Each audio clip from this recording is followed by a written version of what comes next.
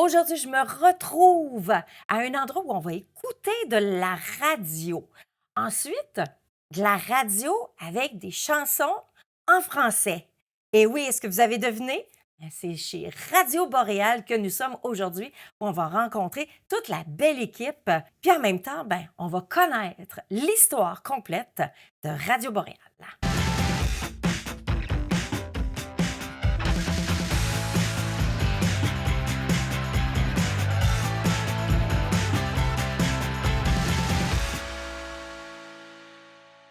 Daniel Rose, président de Radio Boréal. Ça fait combien Oui. d'années que tu es président pour Radio Boréal? Ça fait pas président, mais sur le conseil, ça fait 3 ans. OK. Comme président, c'est récent, là, au mois de mars, quoi. Là. OK. Mars-février, oui.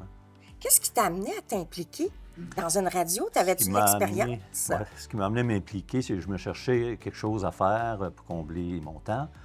J'étais déjà impliqué dans différentes choses, mais je cherchais quelque chose que je connaissais. J'étais propriétaire d'une compagnie de télécom. Donc, télécom et radio, ça se ressemble, Ouais. ça se rejoint un peu.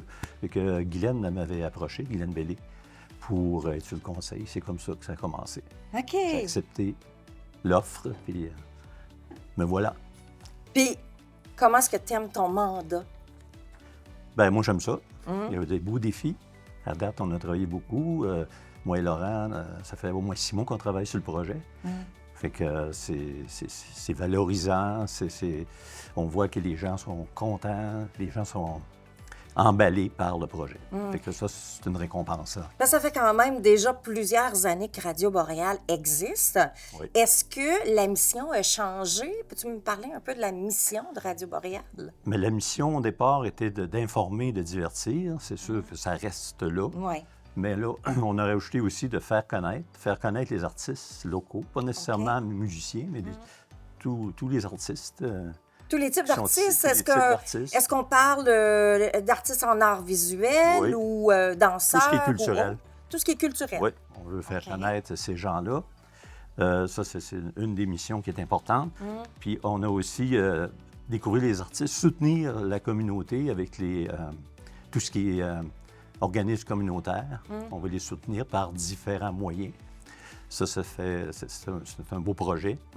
Puis aussi rassembler parce que la radio n'est pas assez impliquée, n'est pas assez imbriquée dans la communauté. OK. Mais pas juste la communauté, la MRC au complet. Fait qu'on va aller l'implanter là, dans toutes Vous voulez toucher les toutes les municipalités gens, de la là. région, là, c'est Oui, ça, et oui. même au-delà. Oui. Fait que c'est ça le but, c'est ça la OK. mission. Ça, c'est la mission.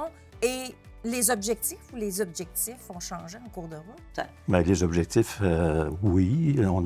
On va déménager dans un endroit plus adéquat. On va faire des projets de divertissement. Le bingo qu'on a présentement, mais là, on va avoir d'autres choses qui vont OK. venir. Fait que c'est tout ça. C'est plein de projets qui vont venir au fur et à mesure. La vision, t'en vois comment?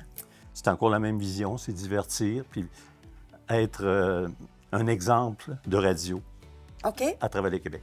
OK. Ouais. Dans quel sens, un exemple? Un exemple d'organisation, une bonne organisation professionnelle. Parce que les radios communautaires, il y a des tabous, il y a des gens qui pensent que c'est pauvre, que ça demande des subventions tout le temps. Non, c'est pas ça qu'on veut. On veut être autosuffisant. Puis Parce que on vous veut êtes une donner- entreprise une d'économie entreprise. sociale. Oui, là. c'est une entreprise. Puis il n'y a pas de honte à faire de l'argent. Là. Mais non. Plus on va en faire, plus on va en donner à la communauté. Absolument. Fait que c'est ça. Le but, c'est vraiment ça.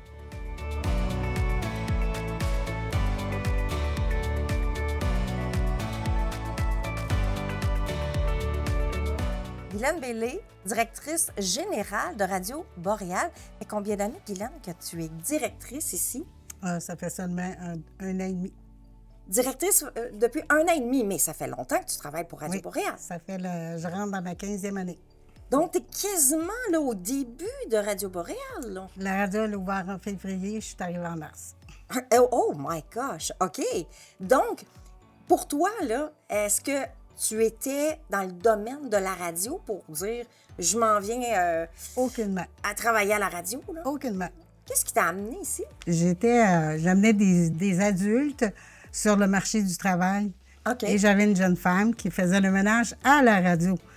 OK. Donc, je l'accompagnais à tous les jours pour faire son ménage. Et ben, je voyais des choses, puis je sais qu'il y avait des vedettes qui venaient. Puis j'avais donné comme ça à la secrétaire qui était là. Je lui disais, tu devrais avoir un livre d'or pour tes personnes qui sont importantes, leur faire signer un livre d'or. OK. Et M. Perron était directeur général dans ce temps-là. Fait qu'à tu sais, je disais des choses de même. Puis à un moment donné, je leur ai offert, j'ai dit, vous devriez faire un bingo. J'ai dit, vous allez avoir des sous. Fait que de fil en aiguille, c'est comme ça que j'ai rentré à la radio comme coordonnatrice. Et depuis ce temps-là, ben, je chemine. Oui, absolument. Fait que donc, toi, tes idées ont fait en sorte que les administrateurs de l'époque, ils ont vu un grand potentiel en toi. D'ailleurs, le bingo est exponentiel, là. C'est un programme, c'est un projet qui... En fait, le bingo, comment ça se passe? Ça joue à la radio, ça? C'est quoi au juste, ça? C'est à tous les lundis soirs, à 6 heures, on commence le bingo. Et maintenant, on dessert Val-d'Or, Rouen, Amos, Santerre, quasiment toutes les places. Je joue au bingo le soir parce que c'est à la maison et c'est familial. OK. Fait que donc, ce que tu es en train de me dire, c'est que les ondes vont beaucoup plus loin que la MRC d'Abitibi. Ah oui, nous, on est plus loin que la MRC. OK. Pas la SAR parce qu'ils ont comme un creux, je pense, eux autres. OK. Mais ils nous prennent quasiment jusqu'à la SAR. OK. Mais sur Internet, ils vous entendent? Oui, ils peuvent OK. jouer mais comme on dit, c'est un radio bingo. On n'est pas responsable de l'Internet OK. et c'est à leur risque, ça. OK. Donc, les gens, à chaque semaine, peuvent jouer, peuvent gagner des gros prix, j'imagine. Ben là, Oui. présentement, le Tour du Free est à 900 $. Les cartes thèmes, c'est 1000 et la carte pleine, c'est 1500. Là, tu as eu une autre bonne idée. Oui, c'est un projet, C'est un projet. un gros projet. qui Est-ce s'en qu'on peut vient. en parler? Oui, on peut en parler parce que c'est la Dame de cœur, c'est un jeu qui va se jouer. C'est 52 cartes. Ça joue sur une année au complet. Et les profits, ce qui est important de dire, c'est que les profits, on donne 35 aux organismes Oh! de la MRC. OK. Les organismes nous donnent un projet, puis nous, au fur et à mesure, on va remettre les sous aux organismes. 35 des profits s'en vont aux organismes. C'est là où Daniel, le président, nous mentionnait que vous voulez être plus de proximité avec la communauté, vous rapprocher d'elle et en même temps la soutenir. Fait que c'est un peu ça, là, Oui, ce projet-là. oui, OK. c'est un très beau projet qui s'en vient. Puis tout ça, ça se joue à la radio. Oui, En plus de toute la musique qui se joue à la radio. oui. Donc, quel type de programmation qu'on peut avoir à la radio? Une radio communautaire, on doit avoir tous les styles de musique. OK. Ça fait partie de notre mandat. Donc, on fait du country, on a du jazz, on a de la musique classique, on a de la musique populaire, on a la musique émergente, on a du latino. On a tous les genres de musique pour tout le monde. Et vous êtes géré par le CRTC? Oui. OK. Donc, c'est une radio communautaire où le CRTC vient donner ses propres décisions au travers de ce que vous faites comme radio. Dis-moi un peu comment ça fonctionne. Oui, le CRTC, dans notre licence à nous, c'est ça, on a des pourcentages de musique anglophone, francophone. Donc, on doit suivre ce que le CRTC nous a donné comme mandat, ce qu'on fait à l'heure actuelle. C'est pour ça qu'on a tous les styles de musique.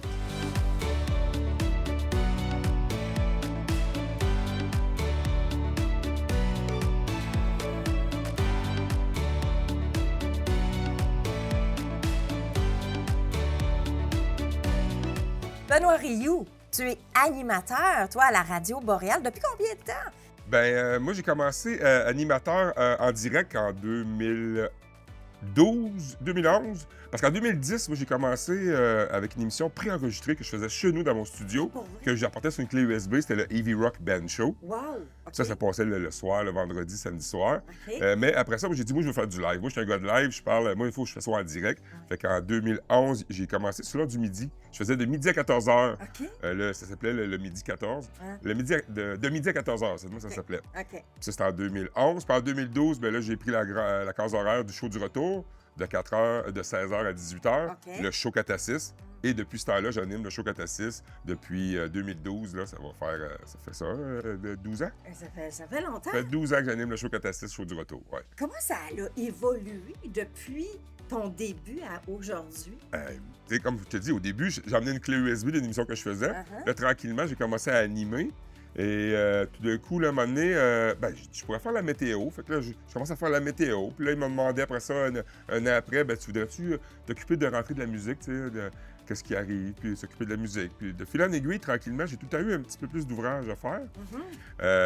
Et puis là, je me souviens, tu sais, à une époque, on avait 3 animateurs. Il y avait le show du matin avec Gilles Boucher, Debout, c'est chaud. Il y avait aussi Michael Bédard qui faisait le pudding chômeur sur l'heure du midi. OK. Puis il y avait moi en fin de journée. Puis en 2012, le 21 décembre 2012, c'était supposé être la fin du monde selon les Mayas. Oui. On avait fait une émission spéciale. OK. Les 3 animateurs en même temps, on avait appelé ça dans le bunker. Puis on était dans les. Tous les 3 animateurs dans le même show. OK. Puis ça avait été. On avait comme 3 générations en plus. Il y avait Gilles qui était plus vieux que moi puis Michael qui était plus jeune. On était comme 3 générations. Puis ça avait été un événement spécial. Puis, écoute, les choses s'en est passées. Hein. L'évolution, on a eu aussi le billardon qu'on faisait avec Réal. On faisait le billardon, là, c'était 12 heures de billard, mais aussi 12 heures en direct à la radio. OK. Mais là, il y avait une table de billard Oui, en quelque part. C'était Là. au billard La Doc. Il y avait plusieurs OK. tables. OK. Puis après ça, on a fait ça une couple d'années là. Après ça, on est allé au Frid. Fait que ça, OK. une couple d'années encore. Fait que c'était 12 heures de billard, mais 12 heures d'animation où ce que j'étais. Et j'animais en direct à toutes les 15 minutes, je faisais une intervention. OK. Fait que c'était un beau défi, tu sais. Il s'est passé plein de choses comme ça. On est allé dans des festivals, Festival Lavassan, H2O, le festival, on avait une soirée le jeudi en 2013, 2014. C'est nous autres qui présentaient la soirée des spectacles. Fait que j'ai animé sur la scène du Festival H2O pour présenter les artistes en tant que Radio Boréal. Ouais. Et là, la radio a grossi même tranquillement. Puis là, on a même changé d'endroit parce qu'avant, on était comme en face de Place Centre-Ville. On s'est envenu ici où est-ce qu'on est présentement. Ouais. Puis là, il est arrivé plein d'histoires, dont la fameuse pandémie en 2020. Oui, Fait que là, tout a mis un break à tout. Hein. Fait que on avait des vendeuses, il y avait Sandrine qui était vendeuse. Là, tout ça, ça a arrêté. OK. Plus personne ne prend de pub. Ben oui. Tu sais, tous les commerces sont arrêtés, tout est fermé. Mais là, la radio n'a pas fermé. La radio n'a pas fermé, la radio a continué. Mais il est arrivé d'autres choses aussi. L'année d'après, en 2021, un qui était là depuis le tout début, M. Gilles Boucher, il nous a quittés, est décédé cette année-là. Fait que, tu sais, il y a eu des gros coups pour la radio, là, tu sais. La pandémie, Gilles qui nous quitte. Fait que là, ça a comme rebrassé un peu les cartes. Puis là, depuis ce temps-là, on est en train de repartir. Puis là, il y a des nouveaux qui sont arrivés dans le CA avec plein d'idées, plein d'énergie. Puis là, il est en train de se passer de quoi, justement, que la radio va recontinuer à émerger, à grossir, à fleurir. Fait que donc, j'imagine pour toi, c'est tout un moment en fait, c'est plein de périodes de temps où tu as eu plein de plaisir là-dedans. Puis tu as pu animer, puis tu as rencontré des artistes, j'imagine. Tu sais, la radio communautaire, c'est pas juste de faire la radio, mais c'est de rencontrer aussi du monde, j'imagine. Oui. Mais moins là, parce que là, à ce temps, je suis directeur aussi de la programmation. J'ai d'autres tâches, d'autres choses à faire. Mais un peu avant, je faisais une fois par semaine, j'avais au moins une entrevue avec un artiste de l'extérieur. OK. Oui, des artistes locales. Je me souviens à une époque, Alain Héroux, qui est artiste ici, qui était dans l'Ouest canadien, qui est revenu, à tous les premiers mardis de chaque mois pendant une année, il venait présenter une chanson, puis il venait me voir, puis il parlait. J'ai eu des émissions aussi avec des collaborations avec des artistes de la région. Oui, des artistes de l'extérieur, des entrevues. Patrick Normand, Jonas, nomme-les, j'en ai fait plusieurs. Donc, ça passait tous à la radio ça passait à la radio. là, quand ils venaient en spectacle. Ou quand ils venaient en spectacle, comme à H2O, Bonactan, tant qu'ils n'étaient pas connus, la première année qu'ils sont venus, mais ils sont venus dans les studios de Radio Boréal faire une entrevue avec moi, Alpha Rococo, tout ce monde-là.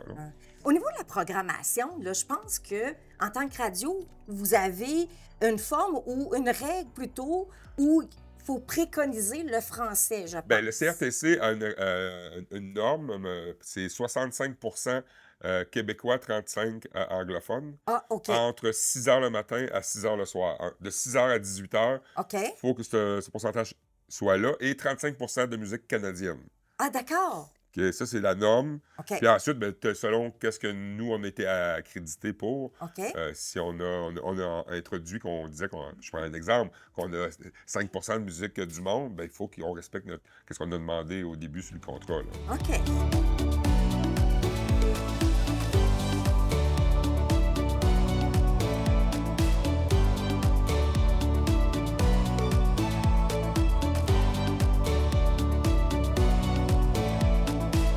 Denis Gerbin, journaliste et membre du conseil d'administration de Radio Boréal. Depuis combien de temps, toi, que tu travailles à radio?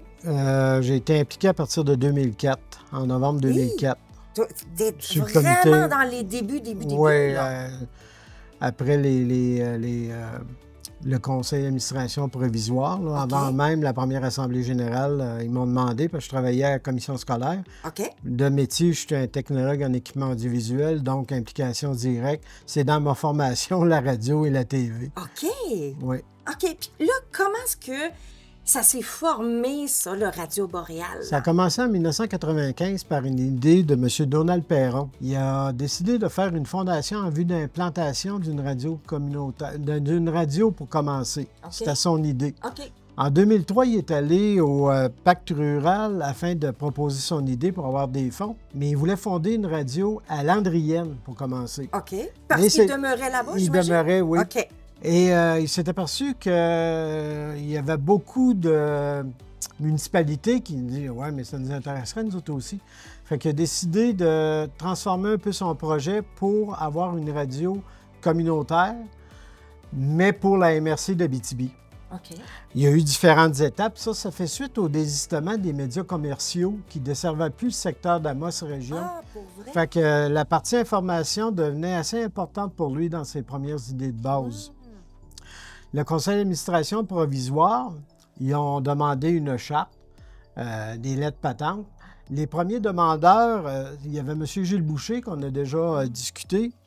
Il y avait Martin Guindon, qui est encore journaliste présentement. Il y avait également Philippe Laferrière, un retraité de l'éducation, Pierre Roy, directeur d'école, et bien sûr Donald Perron. On a eu nos lettres patentes en mars 2004 et ensuite les différents objectifs de mise en place. Le premier objectif de la compagnie, c'était bien sûr de faire une radio communautaire pour desservir l'ensemble de la MRC. De beaucoup d'informations, tant locales que régionales, puis également l'implication des différents organismes, des différents artistes aussi, pour l'implantation, qui les faire connaître de la musique émergente, différents secteurs aussi au niveau de la culture. La mise en place a été un peu difficile, mais on a tenté toujours, selon nos moyens qu'on avait à ce moment-là, de faire d'atteindre ces objectifs-là de la compagnie. Ça a donné également lieu à toutes les démarches auprès du CRTC afin d'avoir notre licence, mais également un paquet de comités qui sont formés au niveau de la gouvernance, l'implantation, données techniques, ça prenait des ingénieurs pour toute la partie Industrie Canada aussi, qui, eux autres, gèrent le spectre des fréquences. OK. Fait que tout ça s'est déroulé et on a fonctionné. En 2004 également, à l'automne, on a eu notre première assemblée générale, parce que c'était un conseil d'administration provisoire, mais là, on a eu notre véritable conseil d'administration. OK. On a continué les démarches avec les membres du CA pour qu'en 2006, on fasse notre demande au CRTC. OK, fait que ça s'était pas fait avant, là? Non, bien, il y avait OK. toute la question d'impact technique. On ne pouvait pas procéder. On savait ce qu'on voulait, Ouais. mais on ne pouvait pas parce que la promesse de réalisation, la demande officielle a été faite au CRTC.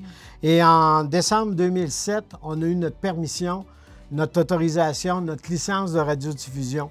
Fait que là, c'est enclenché toute la procédure de les soumissions pour les équipements, continuer les demandes de financement, tant au niveau des demandes au niveau gouvernemental, au niveau de demandes de subventions, mais également au niveau des prêts aussi, pour bien faire le financement de toute l'organisation. Et tout ça a fait qu'en le 22 février 2010, Show FM venait au monde officiellement. Après 3 semaines de préparation, d'évaluation technique, où il a fallu corriger les petites erreurs qu'on avait. L'embauche du personnel aussi qui s'est faite à ce moment-là. Et depuis ce temps-là, Radio Boréal, Show FM, est en onde sur la fréquence 105,3. Fait que c'était une période, une grande période Oui. pour tout construire, pour devenir en onde après, là. Oui, parce que toutes les démarches entreprises, Même le conseil d'administration, à ce moment-là, se réunissait aux 2 semaines parce qu'il y avait une foule d'endroits ou de choses à développer. Bon, j'avais une certaine expérience technique, mais pas ingénieur, là. Moi, j'avais travaillé à Cibot, à Santerre. Et la station, je l'ai mis au monde de la bourse, pour ça un peu qu'ils sont venus me chercher aussi. Mais c'est différent. J'ai pu établir l'échéancier de réalisation à ce moment-là, mais il y avait beaucoup d'étapes, les compagnies d'ingénieurs, pour faire les études techniques, le champ de diffusion. On est obligé à un moment donné de changer l'antenne projetée à un autre endroit afin de vraiment couvrir l'ensemble de la MRC, des municipalités de la MRC d'Abitibi. Parce qu'on était plus dans un autre secteur. Fait que changement des propositions aussi au niveau de l'émetteur, afin de desservir. On a une grande puissance. C'est pour ça qu'on dépasse la MRC d'Abitibi. Mais ça permet de rejoindre nos municipalités qui sont plus dans le nord. Fait qu'on, normalement, on dessert bien toutes les municipalités de notre MRC d'Abitibi.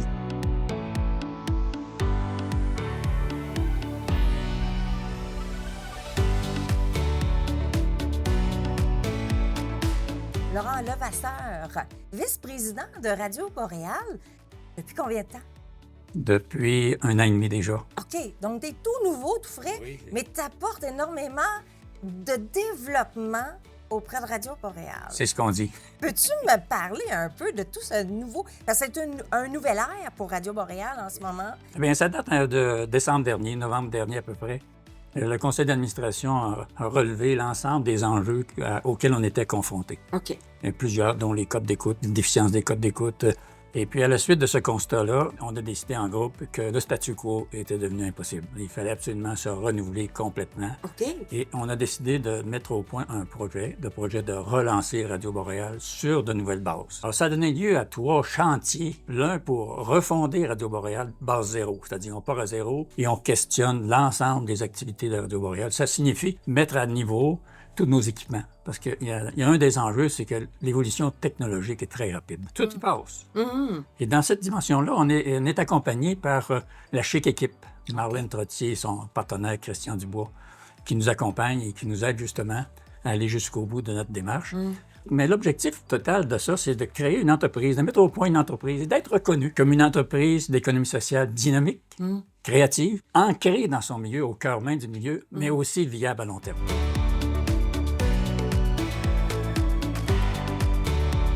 Le premier chantier, c'était la refondation. Le deuxième, c'est la relocalisation. On a visité et discuté avec d'autres radios boréales. Et les plus dynamiques et les plus progressistes, ce sont des radios qui sont dans le trafic, qui sont en plein cœur du milieu, qui sont sur le trottoir quasiment. Il faut que la population, il faut que les communautés puissent tous les jours voir Radio Boréal en action. Dans cette perspective-là, on va se relocaliser au centre-ville, en plein cœur de l'action.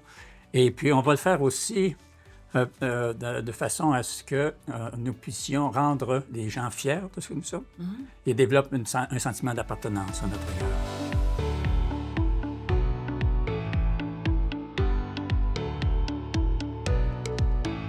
Le troisième chantier est très important. Et pour réussir, il faut être connecté à son milieu. La première phase, c'est d'avoir une entreprise qui est dynamique, qui est bien impliquée. Mais la deuxième phase, d'abord, on essaie de se donner un plan de match sur le plan conceptuel. Comment on va faire ça, puis qu'est-ce qu'on va faire exactement? C'est une philosophie, c'est une pensée, parce que se reconnecter, on ne peut pas se reconnecter à tout vent. Il faut le faire d'une manière précise. Et on s'est inspiré d'une économie assez récente qui s'appelle l'économie créative et mieux-être. Ce que l'on a retenu de ça, c'est culture et créativité. C'est les deux mots qui inspire notre démarche au complet de reconnexion. Reconnexion, ça veut dire essentiellement de se brancher aux communautés. On a 17 communautés dans la MRC d'Abitibi. Bien, c'est d'être branché à chacune d'elles, mais c'est d'être aussi près d'elles, en quelque sorte, pour que notre mission, il faut aller porter notre mission directement dans chacune des communautés.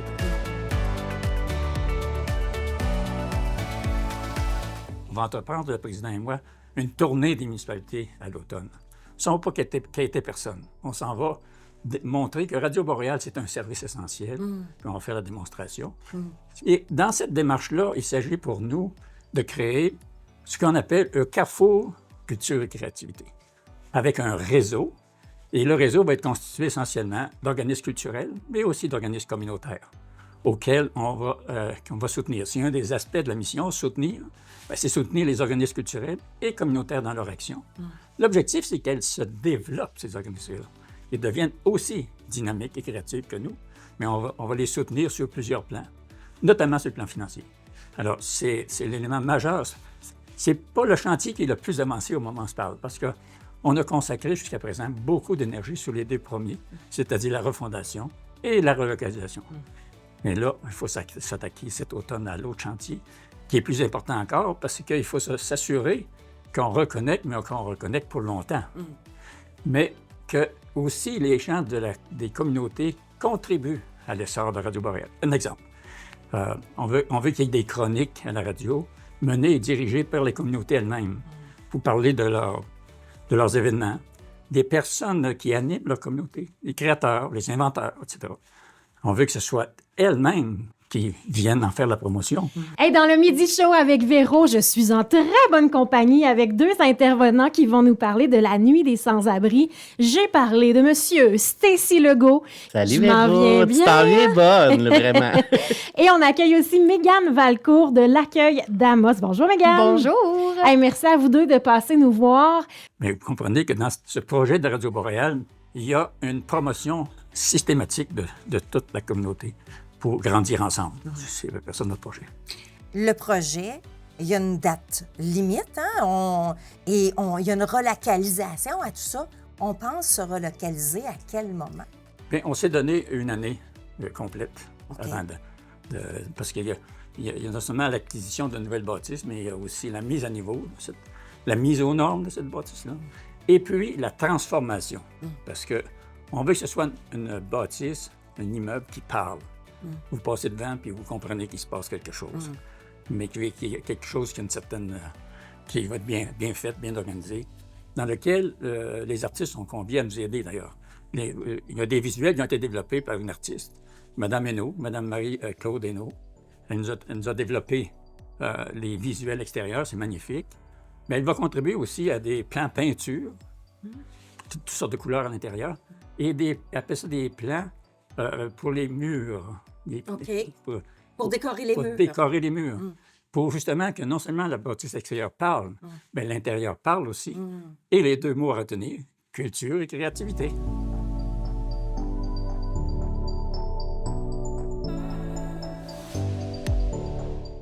Comment est-ce qu'on peut soutenir Radio Boréal?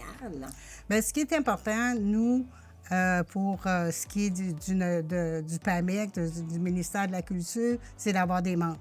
Okay. Donc, c'est de soutenir la radio, c'est d'être membre de la radio, autant les organismes que les entreprises, que les individus. OK. C'est ce qui nous aide, nous, quand on fait nos demandes de subventions. OK. Donc, dans le fond, c'est qu'on n'a pas besoin de forme d'implication quand on est un membre à part d'écouter la radio? Non, il n'y a aucune implication. C'est d'encourager la radio locale qui ont dans la MRC.